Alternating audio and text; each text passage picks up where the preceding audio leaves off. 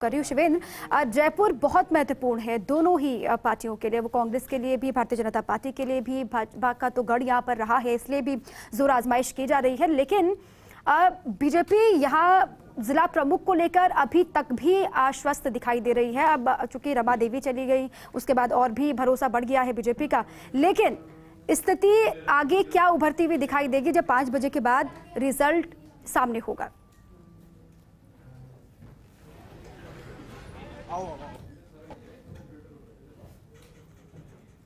उनसे हम बातचीत करेंगे। महेश जी को ही जिम्मेदारी दी गई है जब रमा देवी ने ज्वाइन की थी। सर, पहली प्रतिक्रिया, क्या लोग आ रहे हैं सर आपके वोट करने?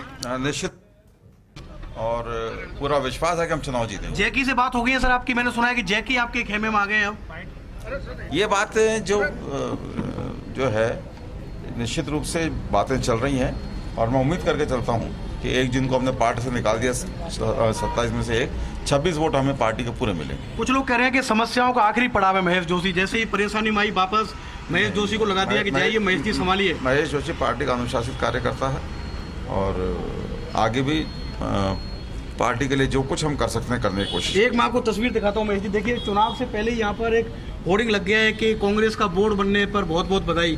तो आप भी इसी तरीके से आश्वस्त हैं जैसे होर्डिंग लगाए कि जीत रहे हैं? मैं होर्डिंग पे करता, लेकिन मैं पूरी तरीके से आश्वस्त हूँ कि कांग्रेस का वोट। अच्छा, आपके लोग वोट करने कितनी देर में पहुंच रहे हैं सर? कोई सूचना आपके पास? जल्दी पहुंच जाएंगे। तो ये है महेश जोशी, मुख्य सचेतक, जिनको डैमेज कंट्रोल की जिम्मेदारी दी गई है। और एक तस्वीर में आपको और दिखाऊंगा दीपा, के नतीजों से पहले यहाँ पर एक होर्डिंग लगा दिया गया है कि जयपुर जिला परिषद में कांग्रेस पार्टी का बोर्ड बनने पर जनता का हार्दिक आभार। ये कोई नेताजी हैं जिनका नाम है हरि नारायण गठाला। वैसे तो ये आचार संहिता की खुली अवहेलना है, क्योंकि जब तक नतीजे नहीं आए उसी कैंपस में जहाँ पे वोटिंग चल रही है अंदर इस तरह का होर्डिंग लग जाए तो जिला प्रशासन के अधिकारियों को आकर देखना चाहिए कि यहाँ पर हो क्या रहा है। लेकिन इस होर्डिंग से समझा जा सकता है कि दोनों ही पार्टियों में जीत का कॉन्फिडेंस है अभी भी। महेश जोशी भी दावा कर रहे हैं, अभी उनसे मेरी बातचीत हुई है कि हम जीत रहे हैं।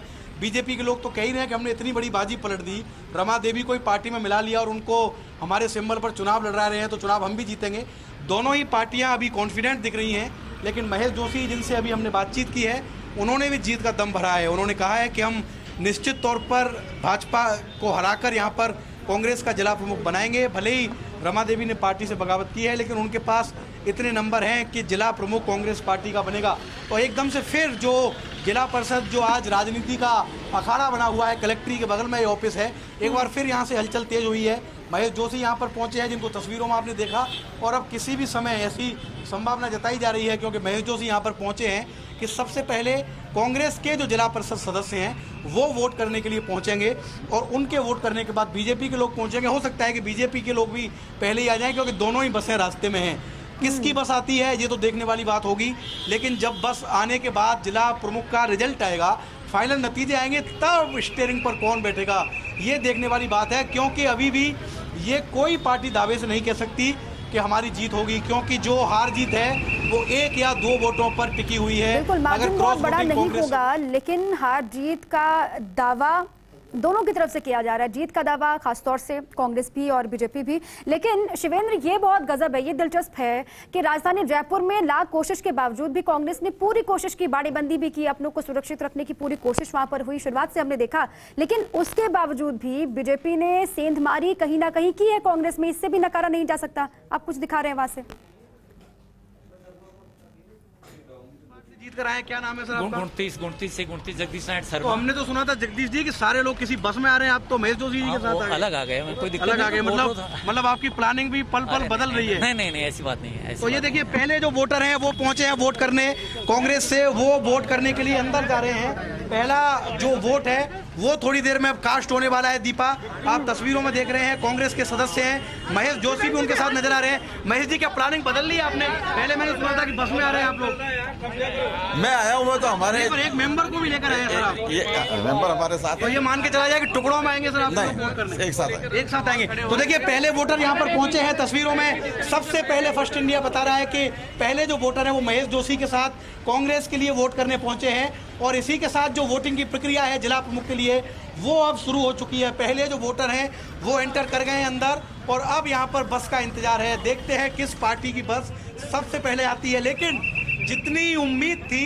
उससे ज्यादा नाटकीय घटनाक्रम जयपुर जिला प्रमुख चुनाव के लिए यहाँ पर चल रहा है। किसी भी समय बस आ सकती है और किसी भी समय जैसे ही वोट डलेंगे, क्योंकि वोटिंग की एक प्रक्रिया में मैं समझाता हूँ दर्शकों को, वैसे तो 5 बजे तक वोटिंग का समय है, लेकिन मान लीजिए अगर 4 बजे तक या 5 बजे से पहले वोटिंग पूरी हो जाती है, सारे 51 मेंबर जब वोट डाल देंगे उसके तुरंत बाद काउंटिंग शुरू हो जाएगी। जरूरी नहीं है कि पूरे वोट डलने के बाद 5 बजने का इंतजार किया जाए। जैसे ही पूरे 151 वोट कास्ट होंगे उसके बाद ही काउंटिंग शुरू हो जाएगी और 15 मिनट, काउंटिंग शुरू होने के 15 मिनट बाद नतीजे सामने होंगे, पता चलेगा कि जयपुर का जिला प्रमुख कौन है। लेकिन इस बीच बड़ी खबर यही है कि जयपुर जिला प्रमुख के लिए वोटिंग शुरू हो चुकी है। कांग्रेस की तरफ से पहले जिला परिषद के मेंबर आए हैं वोट करने, जिनको खुद भाजपा के मुख्य सचेतक महेश जोशी अपनी गाड़ी में बिठाकर लाए हैं और अंदर लेकर गए।